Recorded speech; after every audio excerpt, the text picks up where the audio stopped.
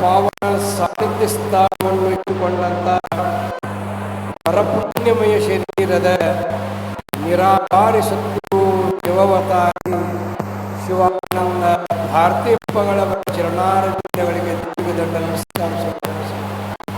ಬ್ರಹ್ಮವೇದ ಉಪಸ್ಥಿತರಾದ ವಿದ್ವನ್ಮಣಿಗಳಾದ ವಿದ್ಯಾರ್ಥಿ ಭಾರತೀಯ ಮಂಗಳವರ ಪೂರ್ಣಾನಂದ ಮಹಾಸ್ವಾಮಿ ಮೊದಲುಗೊಂಡು ಸರ್ವ ಪೂಜ್ಯರ ಶ್ರೀ ಚರಣಗಳಿಗೆ ಮಾತಾಜಿಯವರ ಚರಣಾರವಿಂದಗಳಿಗೆ ಅನೇಕ ನಮನವನ್ನು ಸಮರ್ಪಿಸಿ ನಿಮ್ಮೆಲ್ಲರ ಸದೋದಯದಲ್ಲಿ ಸರ್ವಸಾಧಕನಾಗಿ ಬೆಳಗುವಂತಹ ಶಂಭುಲಿಂಗನಿಗೆ ಅನಂತಕೋಟಿ ಪ್ರಣಾಮ ಸಮರ್ಪಿಸಿ ಕಾರ್ಯಕ್ರಮದಲ್ಲಿ ಭಾಗ್ಯಗಳಾಗುವ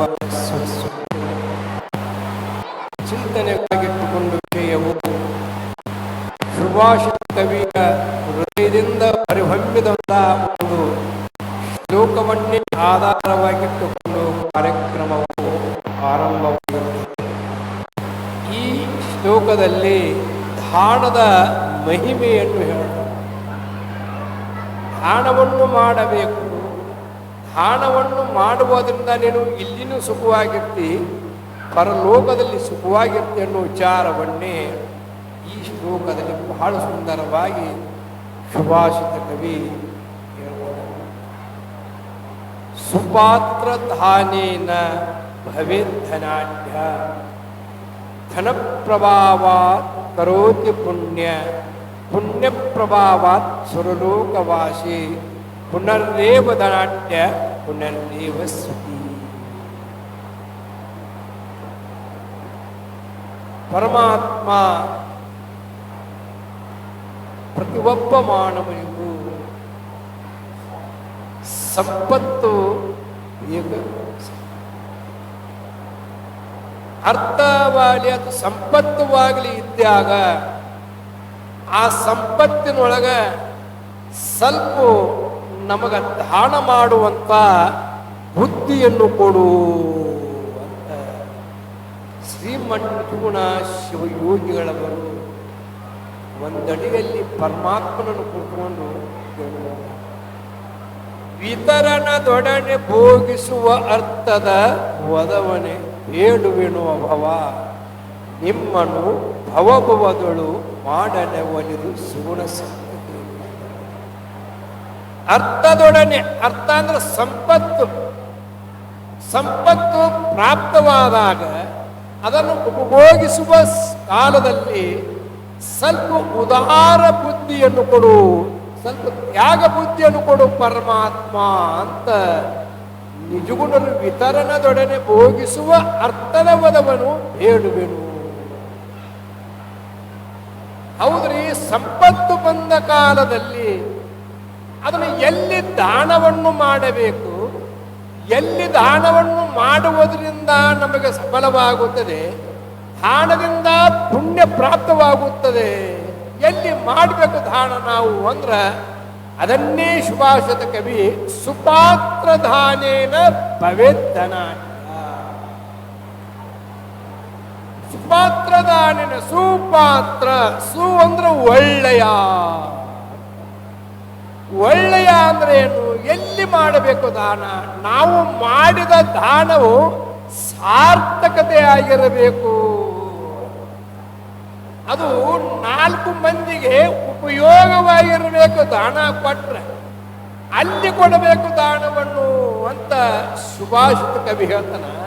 ಸುಪಾತ್ರ ಒಳ್ಳೆಯ ದಾನವನ್ನು ಮಾಡಬೇಕು ಅಂತದೆ. ಎಲ್ಲಿರ್ಬೇಕು, ವಿದ್ಯಾವಂತನಾಗಿರಬೇಕು ಒಂದೇ ಮಾತು, ಎರಡನೇ ಮಾತು ಸದಾಚಾರಿಯಾಗಿರಬೇಕು, ಮೂರನೇ ಮಾತು ಏನಪ್ಪಾ ಅಂದ್ರ ತಪಸ್ಸುಳ್ಳವನಾಗಿರಬೇಕು, ನಾಲ್ಕನೇದು ಜ್ಞಾನವಂತವನಾಗಿರಬೇಕು ಅನ್ನುವ ಸುಪಾತ್ರ ಅನ್ನುವುದಕ್ಕೆ ಒಂದು ಕಡೆ ಪೂಜ್ಯರು 4 ಇಂಥ ಪಾತ್ರತೆ ಉಳ್ಳಂಥವನಿಗೆ ದಾನವನ್ನು ಮಾಡು. ಸುಪಾತ್ರ ದಾನೇನ ಭವೇತ್ ಧನಾಢ್ಯ ಧನ ಪ್ರಭಾವಾತ್ ಕರೋತಿ ಪುಣ್ಯ. ಆ ದಾನ ಧರ್ಮಾದಿಗಳನ್ನು ಮಾಡಿದ್ರ ನಿನ್ನಿಗೆ ಪುಣ್ಯವೂ ಪ್ರಾಪ್ತವಾಗುತ್ತದೆ, ಪುಣ್ಯ ಪ್ರಾಪ್ತವಾಗತ್ತೆ. ಆ ಪುಣ್ಯದಿಂದ ಏನಾಕತ್ತಂದ್ರ ನಿನ್ನ ಮನಸ್ಸಿನಲ್ಲಿ ಇನ್ನೂ ನಾನು ದಾನವನ್ನು ಕೊಡಬೇಕು, ದಾನವನ್ನು ಕೊಟ್ಟಿದ್ದಾದರೆ ನನ್ನ ಸಿರಿ ಸಂಪತ್ತೆಲ್ಲವೂ ಹೆಚ್ಚಾಗುತ್ತದೆ. ಇನ್ನೊಂದು ಮಾತನ್ನ, ಲಕ್ಷ್ಮಿ ಎಲ್ಲಿ ದಾನ ಧರ್ಮಾದಿಗಳಿರ್ತತಿ ಅಲ್ಲಿ ಲಕ್ಷ್ಮಿ ನಿಮ್ಮೊಳಗೆ ಸದಾ ವಾಸವಾಗಿರ್ತಾವ. ಸದಾ ಇಲ್ಲಿ ಹೋಗುವುದಿಲ್ಲ. ಎಲ್ಲಿ ದಾನ ಧರ್ಮಾದಿಗಳಿಲ್ಲ ಅಲ್ಲಿ ಲಕ್ಷ್ಮಿ ಒಂದು ಕ್ಷಣವನ್ನೂ ನಿಂದಿರುವುದಿಲ್ಲ ಅನ್ನೋ ಮಾತನಾಡಿದರು. ಅದ ಧನ ಪ್ರಭಾವಾತ್ ಕರೋತಿ ಪುಣ್ಯ, ಪುಣ್ಯ ಪ್ರಭಾವಾತ್ ಸುರಲೋಕವಾಸಿ. ಈ ಪುಣ್ಯದಿಂದ ನೀನು ಇಲ್ಲಿನೂ ಸುಖವಾಗಿರ್ತಿ. ಈ ದೇಹತ್ಯಾಗ ನಂತರ ಏನಕ್ಕದಿ ಈ ಪರಲೋಕದಲ್ಲಿ ಸ್ವರ್ಗಲೋಕದಲ್ಲಿ ಅನೇಕ ಪ್ರಕಾರ ಭೋಗ ಭಾಗ್ಯಗಳಿಂದ ಅಲ್ಲಿನೂ ಸುಖವಾಗಿರ್ತಿ. ಪುನರ್ದೇವ ಧನಾಢ್ಯ ಪುನರ್ದೇವ ಸುಖಿ ಅಂತ ಸುಭಾಷಿತ ಕವಿ ದಾನದ ಮರ್ಮವನ್ನು ಬಹಳ ಸುಂದರ ಹೇಳ್ತಾರ. ಇದಕ್ಕೊಂದು ಚಿಕ್ಕದೊಂದು ಉದಾಹರಣೆ ಏನಪ್ಪಾ ಅಂದ್ರೆ, ಜಗದ್ಗುರು ಸಿದ್ಧಾರೂಢಪ್ಪನವರು ಹುಬ್ಬಳ್ಳಿಯಲ್ಲಿ ವಿರಾಜಮಾನರವಾಗಿ ಇದ್ದಾಗ ಅಲ್ಲಿ 4 ಕಡೆಯಿಂದ ಭಕ್ತರು ಬರ್ತಿದ್ರು. ವರ್ಷದಲ್ಲಿ 7 ಜಾತ್ರೆ ಆಗ್ತವೆ. ಒಂದು ಶ್ರಾವಣ ಮಾಸದಲ್ಲಿ, ಇನ್ನೊಂದು ಶಿವರಾತ್ರಿಯಲ್ಲಿ. ಬಹಳ ವಿಜೃಂಭಣೆಯಿಂದ ಜಾತ್ರೆ 7 ದಿನಗಳ ತನಕ ನಾಮಸ್ಮರಣೆ ಮತ್ತು ಮಹಾತ್ಮರಿಂದ ಬ್ರಹ್ಮ ಜಿಜ್ಞಾಸ ಮತ್ತು ಬಂದಂತ ಜೀವಿಗಳೆಲ್ಲರೂ ಭಕ್ತಾದಿಗೆ ಅನ್ನ ಪ್ರಸಾದವನ್ನು ನಡೆಯುತ್ತಿತ್ತು. ಹಿಂಗೆ ಕೆಲವುದಲ್ಲಿ ಅನ್ನ ಪ್ರಸಾದ ನಡೆಯುವ ಸಮಯದಲ್ಲಿ ಕೆಲವು ಶ್ರೀಮಂತರು ತಮ್ಮ ಕೈಲಾದ ಮಟ್ಟಿಗೆ ದಾನ ಧರ್ಮಾದಿಗಳನ್ನು ಮಾಡ್ತಿದ್ರು. ಎಲ್ಲರೂ ತಮ್ಮ ತಮ್ಮ ಯೋಗ್ಯಾನುಸಾರವಾಗಿ ದಾನ ಧರ್ಮಾದಿಗಳನ್ನು ಮಾಡ್ತಿದ್ರು. ಸಂತೃಪ್ತಗೊಳ್ಳೋರಾಕಿದ್ರು ಅವರು. ಬಹಳ ಇಲ್ಲಿ ನಾವು ದಾನ ಧರ್ಮವನ್ನು ಮಾಡುವುದರಿಂದ ನಮ್ಮ ಮನಸ್ಸಿಗೂ ಶಾಂತಿ, ನಮಗ ಆನಂದವೂ ಪ್ರಾಪ್ತಿಯಾಗಿ ನಮಗ ಗುರುನಾಥನ ಕೃಪಾ ಸಾಗರ ಆಗುತ್ತದೆ ಅಂತ ತಿಳಿದು ದಾನ ಧರ್ಮಾದಿಗಳನ್ನು ಮಾಡ್ತಿದ್ರು. ಅಲ್ಲಿ ಹುಬ್ಬಳ್ಳಿಯಲ್ಲಿ ಜಂಗಳಿ ಬೇಟೆ ಅಂತ ಒಂದು ಓಣಿ.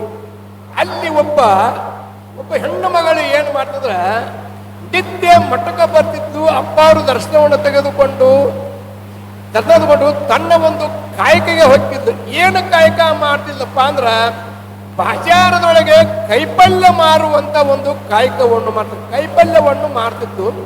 ಕೈಪಲ್ಯ ಮಾರುವತ್ನಾಗ ಆಕೆ ಏನು ಮಾಡ್ತಿದ್ರು, ವರ್ಷದಲ್ಲಿ ಶ್ರಾವಣದಲ್ಲಿ ಶಿವರಾತ್ರಿಯಲ್ಲಿ ಕಾಯಕವನ್ನು ಬದಿಗೆ ಒರೆಸಿ 7 ದಿನಗಳ ಪರ್ಯಂತರವಾಗಿ ಮಹಾತ್ಮರ ಮುಖಾಂತರ ಬರತಕ್ಕಂತಹ ವಾಕ್ಯಗಳನ್ನು ಕುಂತು ಏಕಾಗ್ರತೆಯಿಂದ ಕೇಳ್ತಿತ್ತು.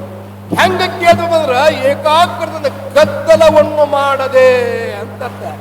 ಎಲ್ಲಿ ಗದ್ದಲ ಆಕೈತಿ ಅಲ್ಲಿ ಸಮಾಧಾನ ಇರುವುದಿಲ್ಲ. ಎಲ್ಲಿ ಗದ್ದಲ ಇರುವುದಿಲ್ಲವೋ ಅಲ್ಲಿ ಶಾಂತದಿಂದ ಇರ್ತತಿ. ಶಾಂತವಾದ ಮನಸ್ಸಿನ ವೃತ್ತಿಯಲ್ಲಿ ಮಹಾತ್ಮರ ವಾಕ್ಯ ಉಳಿತೈತಿ.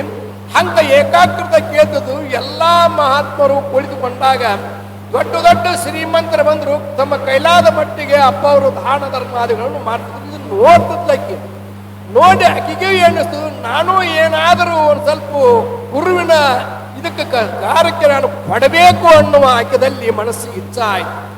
ಇಚ್ಛಾದಾಗಿ ಏನಾಯ್ತು ಅಂತಿದ್ರ, ಹೌದು ನಾನರ ಬಡವಿ, ನನಗೇನು ಅಷ್ಟು ಕೊಡಕ್ಕೆ ಧನ ಸಹಾಯ ಐತಿ, ಏನು ಮಾಡ್ಲಿ ಚಿಂತಾದ ಏನಾರಾಗಲು ಕೊಡ್ತೇನೆ ಅನ್ನುವ ಮನಸ್ಸಿನಲ್ಲಿ ಸಂಕಲ್ಪ ಆಗ್ಯದಂದ್ರ ಬಟ್ಟೆ ಬೆಳಕೋದು. ತಾನು ಕಾಯಕ ಮಾಡಿದ ಭಾಗದಲ್ಲಿ ಒಂದು ತನ್ನ ಭಾಗದಲ್ಲಿ ಇಟ್ಟುಕೊಂಡು ಇನ್ನೊಂದು ಭಾಗವನ್ನು ಏನ್ ಮಾಡುದು, ಆ ದಾನವನ್ನು ಕೊಡತಕ್ಕ ಸೆರಿಗಿನಲ್ಲಿ ಕಟ್ಟಿಕೊಂಡು ದುಡ್ಡನ್ನು ಮನೆಗೆ ಬಂದು ಮಠಕ್ಕೆ ಬಂದಾಗ ಅಪ್ಪ ಅವ್ರಿಗೆ ಬಂದಿಕ್ಕೆ ಯಾರು ನಮಸ್ಕಾರ ಮಾಡಿ, ಅಪ್ಪ ನಾನು ಒಟ್ಟು ಏನಾರ ಈ ಪ್ರಸ್ತಾವ ಕೊಡ್ಬೇಕಂತ ಮಾಡೇನಪ್ಪ ಅಂದ್ರ ಆತ್ಮ ಕೊಡು, ಯಾರು ಬೇಡ ಅಂತ ಅಪ್ಪ ಅವ್ರಂದ್ರ ತೀರ್ತು.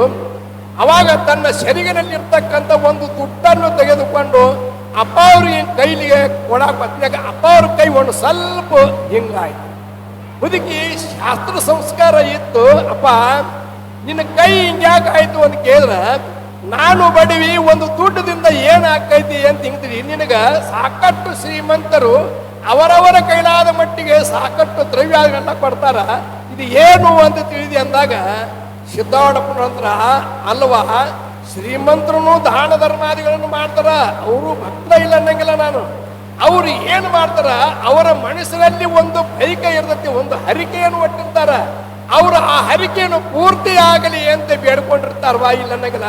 ನಿಂದ ಹಂಗಲ್ಲ, ನಾ ಕೊಟ್ಟ ದಾನವು ಸಾಧು ಸತ್ಪುರುಷರು ತುತ್ತು ಪ್ರಸಾದವನ್ನು ಊಟವನ್ನು ಮಾಡಿದರೆ ನನ್ನ ಜನ್ಮವೇ ಸಾರ್ಥಕತೆವಾಗುತ್ತದೆ ಅಂತ ಈ ಬುದ್ಧಿಯಿಂದ ನೀ ಕೂಡ್ಕೊಂಡು ಅದಕ್ಕೆ ಹಿಂಗಾಯ್ತು ಬಾ ಅಂದಾಗ ತೀರ್ತು ಮುದುಕಿ ಅಂದ್ರು, ಅಪ್ಪ ನಿನ್ನ ಮಾತನ್ನು ಕೇಳುವುದರಿಂದ ಜನ್ಮ ಜನ್ಮಾಂತರಗಳಲ್ಲಿ ಮಾಡಿದಂತ ಎಲ್ಲಾ ಪುಣ್ಯದ ಒಟ್ಟಗೂಡಿ ನಿನ್ನ ದರ್ಶನವಾಯಿತು ಅಂದಾಗ, ಆಯ್ತಪ್ಪ ಇದು ದುಡ್ಡಿನಿಂದ ಇಡೀ ಸಭಾಕ್ಕೆಲ್ಲವೂ ಪ್ರಸ್ತ ಆಗಬೇಕು ಅಂದಾಗ ಶಿದಾಡಪ್ಪನವರು ಕೋತಂಬರಿಯನ್ನು ತರಿಸ್ಕ್ಯಾರ ಸಣ್ಣ ಹೆಚ್ಚಿ ಸಾರಿನ ಕೊಳಗೆ ಎಲ್ಲ ಹಾಕಿ ಅವಾಗ ನೀಡವರಿಗೆ ಎಲ್ಲರಿಗೂ ಊಟವನ್ನು ಬಡಿಸಿರಪ್ಪ ಅಂದಾಗ ಮುದುಕಿಗೆ ಕೇಳ್ತಾರ, ಹೇ ತಾಯಿ ನಿನ್ನ ಮನಸ್ಸು ತೃಪ್ತಿ ಆಯ್ತನ್ನುವ ಅಂತಿದ್ರ ನನ್ನ ಜನ್ಮವೇ ಸಾರ್ಥಕ ಆಯ್ತು ಗುರುದೇವ, ಕೊಟ್ಟ ದಾನ ಎಲ್ಲಿ ಕೊಡಬೇಕು, ಇಂಥವಕ್ಕಲಿ ದಾನವನ್ನು ಕೊಟ್ರ ನನ್ನ ಜನ್ಮವು ಸಾರ್ಥಕವಾಗುತ್ತದೆ